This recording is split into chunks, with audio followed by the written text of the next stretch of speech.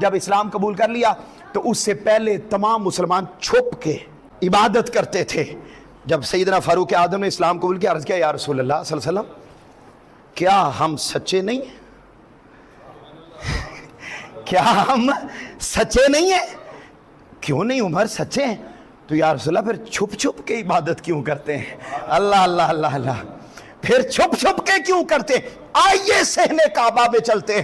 قربان جاؤں، ادھر سیدنا حمزہ رضی اللہ تعالیٰ عنہ، ادھر حضرت فاروق اعظم رضی اللہ تعالیٰ عنہ، دو صفیں بن گئیں، 20 لوگ آگے 20 پیچھے، 40 لوگوں کا قافلہ صحن کعبہ میں جا رہا ہے، اور جا کر اشہد ان لا الہ الا اللہ کی صدا جس ذات نے بلند کی ہے اسے فاروق اعظم کہتے ہیں.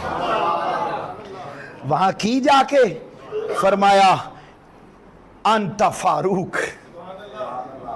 آج حق اور باطل میں فرق کرنے والا آ گیا ہے جسے عمر ابن الخطاب یعنی فاروق اعظم کہتے ہیں.